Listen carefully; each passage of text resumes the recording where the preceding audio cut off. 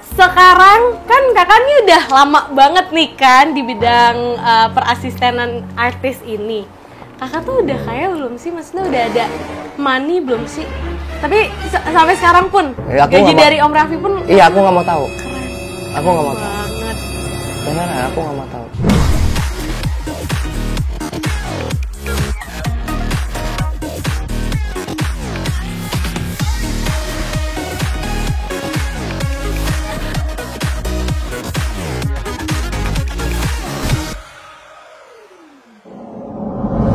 Hai guys, welcome back to my channel. Jadi kali ini bareng Kak Susan. Ya Allah. Aduh, ya Allah, mohon maaf ya sebelumnya. Gak apa-apa, ya. gak apa-apa. Pasti orang menilainya kalau sebenarnya tipenya muka Naila sama aku tuh orang mengiranya kalau mau negor tuh takut gitu. Karena dibilangnya jutek atau segala macam. Atau resting bitch face kalau kata orang kan yang kayak. Iya, dibilang kayak ih sombong banget sih gitu. Padahal mah dia nggak pernah ngajak kita Iya. ngobrol. Kalau misalkan ngajak kita ngobrol, kita mah anaknya seru-seru banget. Iya, makanya terus kayak ya udah gitu. Terus aku mau nanya lagi. Apa nanya?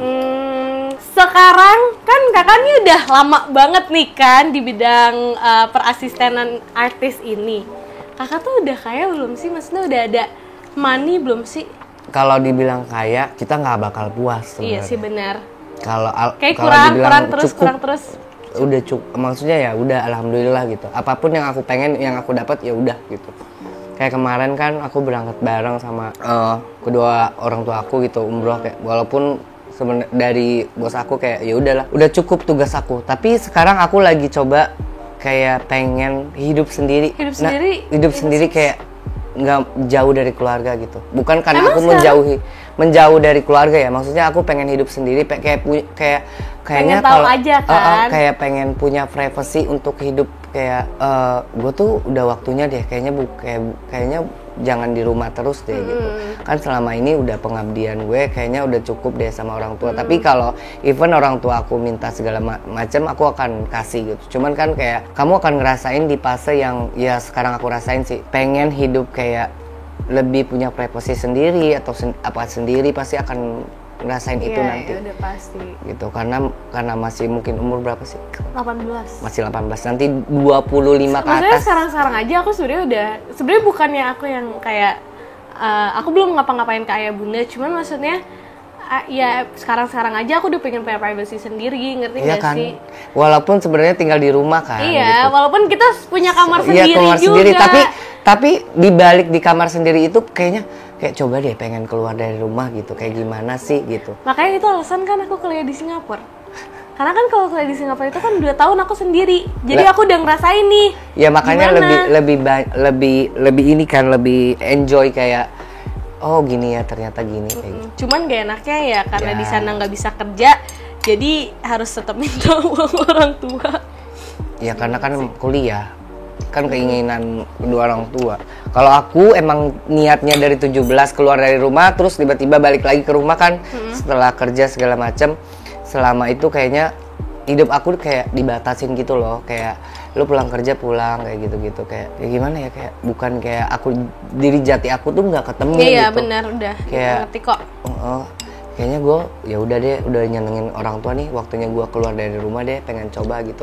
Terus teman-teman yang tahu banget aku, ya lu mau sampai kapan gitu, boleh lu biayain orang tua, tapi lu juga harus punya kayak privacy sendiri sih gitu. Apa yang kakak udah dapetin dari uang yang kakak punya ini sekarang? Alhamdulillah yang aku udah dapetin, maksudnya aku selalu bersyukur berapapun yang aku dapat. Terus aku juga nggak mau tahu nominal gaji aku berapa, cuman kalau yang aku tahu, maksudnya yang berapa aku tahu, kayak model rumah di Jakarta, rumah di kampung tuh kalau nggak salah itu hasil duit kerja aku selama 12 tahun gitu. Terus kayak usaha apa kayak kambing kayak gitu-gitu tuh udah hasil uang aku dari endorsement kan gitu. Ya enak, maksudnya alhamdulillah enaknya kalau aku pribadi nggak mau tahu, aku tutup mata kalau masalah gaji. Tapi kalau masalah endorsan aku bisa ngerinciin gitu. Oh, jadi kakak tuh nggak tahu Gaji aku berapa? nggak tahu sama sekali. Selama 13 tahun nggak tahu. Maksudnya tapi digitnya tahu kan? Nggak. Nggak tahu, jujur banget. jujur, dan aku nggak mau tahu. Yang penting uang bulanan gue ada cukup gitu ya. Gitu. Aku tuh ngerinciin kayak buat Gojek gitu segala macam gitu. Karena dulu, tapi kalau sekarang kan alhamdulillah udah dikasih mobil kayak ya udahlah. Jadi uangnya buat bensin aja udah gitu. Tapi sampai sekarang pun gaji dari Om Raffi pun iya, aku nggak mau tahu. Keren. Aku nggak mau tahu. Banget. Beneran, aku nggak mau tahu. Karena menurut aku adalah kalau kita kerja melihat dengan mungkin ya banyak yang nggak bakal setuju. Banyak yang nggak bakal setuju. Masa lu nggak tahu gitu? Beneran aku nggak tahu gitu. Nah, beberapa orang yang maksudnya aku kan nggak tahu ya, udah kayak agensi ya. Jadi setiap orang nyari asisten tuh nyarinya ke aku. Sekarang sampai alhamdulillah aku dipercaya sama beberapa kayak anggota gitu, kayak ibu-ibu warisan segala macam nyarinya ke aku. Terus aku bilang, yang mau kerja please lu jangan nanya gaji ke gue gitu. Jadi lu langsung aja negosiasinya ke orangnya. Itu iya gitu. nanti. Tapi kalau orang tiba-tiba gajinya berapa gitu, ya gue pengen tahu gajinya berapa. Aku tuh paling benci karena diri aku sendiri, karena aku nggak mau tahu gaji gue berapa. Iya, karena yang terpenting adalah kinerja kita dulu seperti apa, bagus atau tidak. Kalau kinerja kita bagus, kita akan mendapatkan reward dari semuanya. Dapat bonus segala macam. Iya nggak sih? Iya, setuju sih. Kalau orang menanyakan gaji terlebih dahulu tuh, aku suka drop duluan. Oh iya, ntar cari yang cocok ya. Aku suka kayak gitu. Kalau untuk endorsement, kakak digitnya 1 digit apa ribuan apa udah gimana? Nggak usah sebutin precise-nya, nggak usah yang precise-nya berapa. Kakak cuma bilang aja kayak masih ribuan apa udah 1 digit apa 2 digit? Aku udah 3 digit. Keren banget. Itu kakak keren sih. Aku nggak mau tahu. Itu dari brand kecantikan. Aku nggak mau tahu tanya lebih dalam ya. Takutnya kakaknya gimana? Nggak apa-apa. Aku mah aja. Kalau aku mah orangnya terbuka. Karena menurut aku orangnya nggak mau yang ditutup-tutupin loh gitu. Ya udah, apapun yang gue dapat bukan buat diri gue sendiri. Gue masih banyak orang yang harus gue bahagiain. Keluarga segala macam orang. Kadang-kadang orang bilang, ayo dong lu bagi-bagi ke anak yatim. Nggak perlu harus gue tunjukin ke bener. Kayak gitu. Aku setuju sama itu. Kadang-kadang orang-orang suka, lu banyak uang duitnya tapi lu nggak berbagi. Iya. Emang kita harus expose banget gitu? Nggak juga kan? Tapi ya aku setuju sama kakak, karena aku juga sering kayak gitu yang kayak kita jatuhnya sama Tuhan udah nggak ada hasilnya, yang ada 0. Iya bener. Jadi kayak kalian jangan kocak deh jadi orang. Jangan sotoy.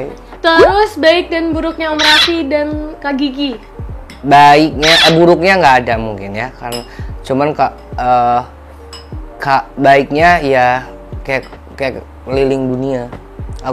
Tadinya aku nggak bermimpi kayak keliling dunia, itu aku keliling dunia.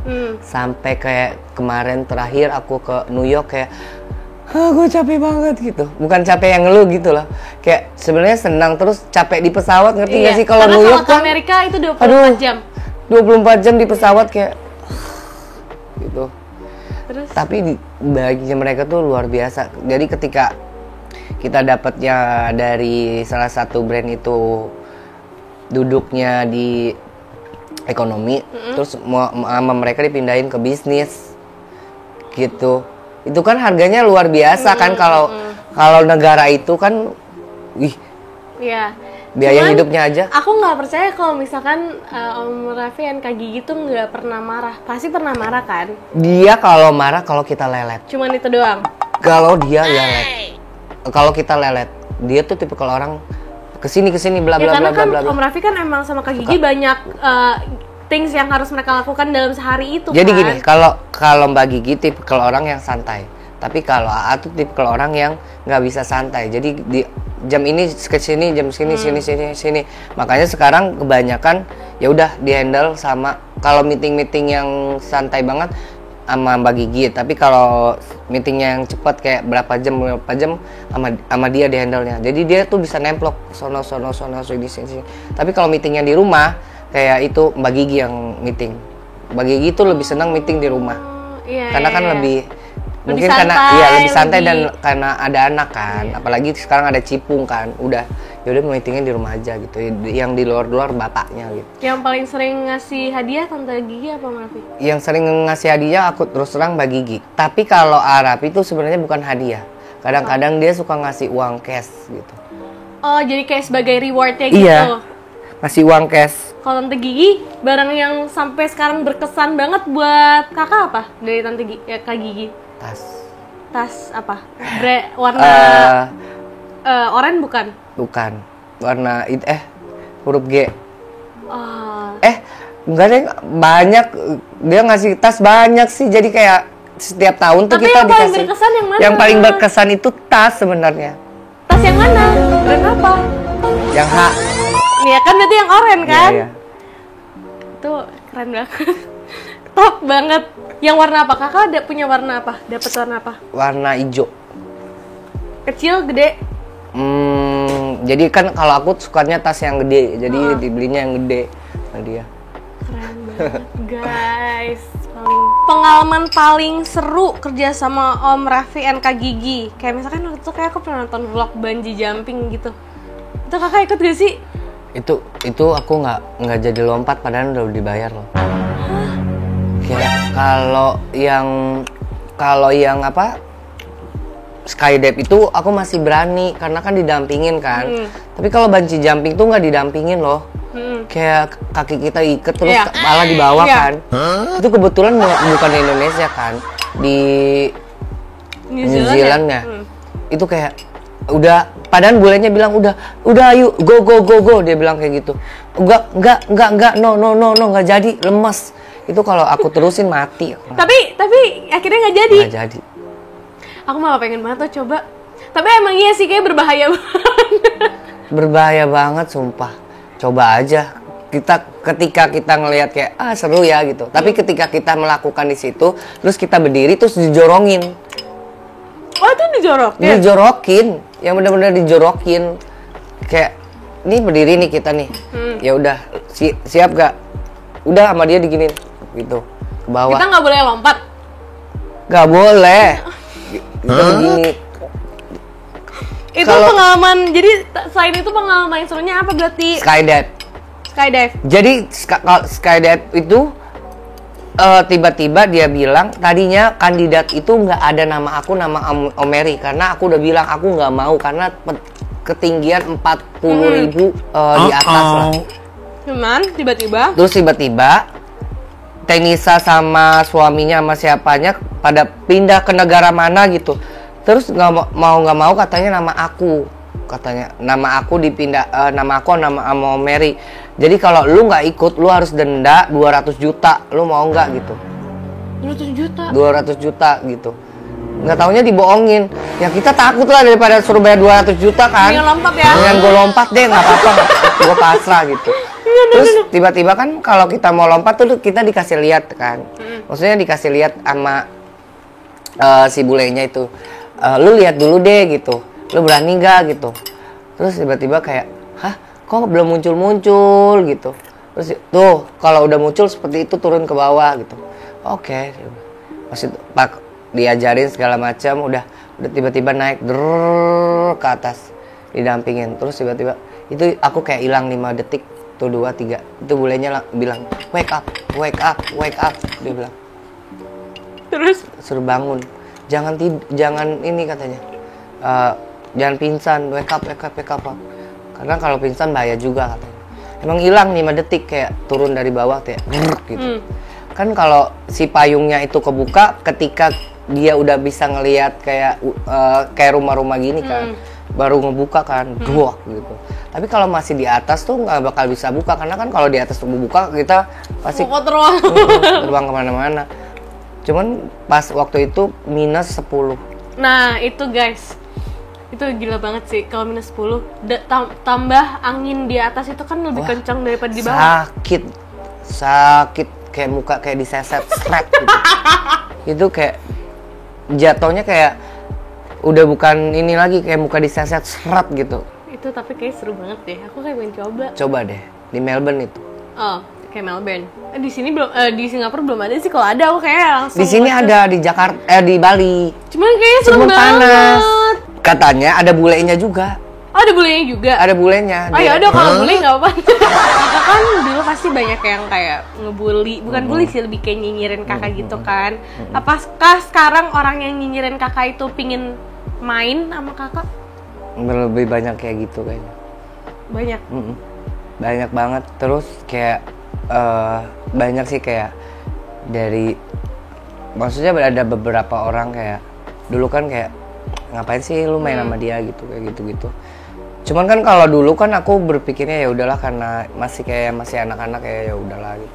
Tapi kalau sekarang kayak ketika orang membutuhkan tuh kayak gue akan lihat dulu, lu dulu nolong gue nggak gitu. Tapi kalau lu nggak, buat apa gitu. Bukan karena kita jahat loh, takutnya manfaatin doang, ngerti nggak sih? Emang harus picky sih jatuhnya, maksudnya bukan cuma buat kita doang ya, buat semua orang itu tuh gampang banget. Sekarang tuh orang gampang banget manfaatin kita. Iya, terus kayak nggak usah dulu. Sekarang pun masih ada yang orang kayak gitu, ngerti nggak sih? Kayak lu mau deketin gue nih, tiba-tiba udah deket, tapi pengennya dikenalin sama artis A, artis B, artis C, kayak gitu-gitu. Ngerti gak sih? Kayak lu ngapain berteman sama gue? Iya. Kalau mau lu kenalan aja langsung gitu. Iya benar. Sama kayak yang tadi aku bilang kan, tentang kayak kita nggak punya privacy sendiri. Iya. Lu kalau mau kenalan sama yang di belakang gue, kenalan aja langsung, gak sama gue. Keluarga Kak Sensei udah pernah ketemu sama Kak Raffi, Om Raffi dan Kak Gigi? Udah, lagi bulan puasa kemarin. Terus mereka gimana reaksinya? Sebenarnya sebelum tapi waktu Runs the World udah pernah ketemu, karena kan aku dikasih surprise kan. Tiba-tiba datang ke Bali, dikasih kayak privacy 3 hari bersama keluarga gitu. Terus datang lagi pas kemarin bulan puasa, pas dia ngasih hadiah untuk umroh. Oke, one more question for Kak Sensei. Apa yang kakak belum tercapai sekarang, sama apa yang udah dicapai sama kakak sekarang? Yang belum kecapai, aku punya sebenarnya rumah sih udah ada, cuman kan itu ya udahlah, aku mau pasrahin aja gitu. Aku mau pasrahin ke orang tua gitu. Iya, ke orang tua sama kakak, ya udahlah gitu. Cuman aku pengen punya rumah pribadi yang benar-benar aku tinggal sama Mbak gitu. Udah berdua gitu.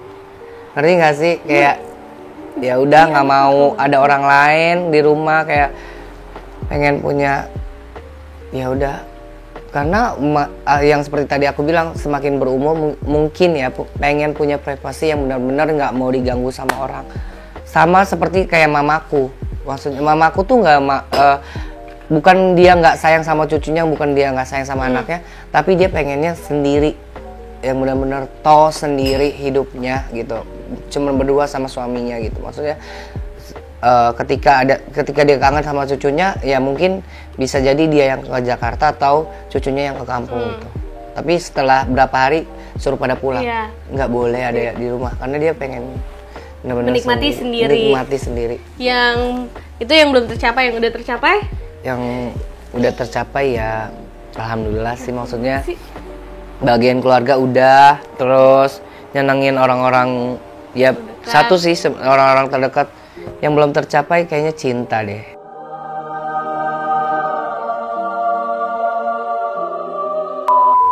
Belum menemukan orang yang pas gitu.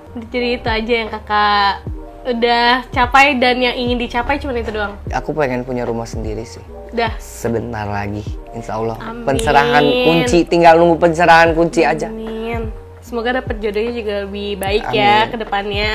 Amin. Tapi Naila, apa? Pacar kenapa? Udah sampai, maksudnya sampai mana, akankah dibawa ke jenjang serius atau? Ya doain aja deh. Tapi sebenarnya gini, sebenarnya aku kasih tahu, masih 18 tahun, masih seleksi alam sebenarnya. Iya benar. Masih seleksi alam. Ya gimana sih? Dan jangan terburu-buru pada intinya. Temen aku, nggak tahu ya, omongan aku tuh selalu pahit. Dia tuh kan teman main, bener-bener sehari-hari sama aku. Aku bilang, lu beneran nikah? Iya. Lu maksudnya belum matang loh, belum kayak lu belum menikmati dunia luar gitu. Bukannya aku ngajarin gak bener gitu, karena enggak, gue udah cukup kayak gini-gini. Percaya nggak percaya, 2 tahun 3 tahun lu akan cerai gitu. Terus cerai? Cerai dong. Terus dia bilang, lu omongan lu pahit. Dia bilang, gue cerai sama laki lu. Iya, karena lu masih pengen main, masih pengen tahu dunia kan. Pengen tahu dunia, karena kan masih umur belasan kan gitu.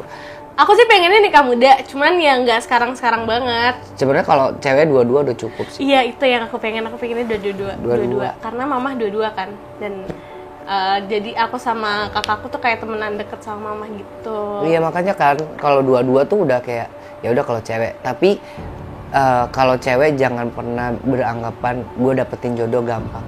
Jangan pernah beranggapan seperti itu. Enggak lagi, kayaknya nggak pernah deh. Iya, maksudnya jangan terapin itu di pikiran kita, karena kalau laki-laki itu dia bisa memilih dan bisa menunjuk apa yang dia mau, tapi kalau perempuan belum tentu bisa menunjuk apa yang dia mau. Oke, segitu aja. Kakak udah puas kan menyerahkan hati, bertanya balik ke aku. Iyalah. Oke guys, segitu aja video kali ini. Don't forget to like, comment, and subscribe because I think I'm gonna post more videos like this. See you guys in my next video. Bye bye.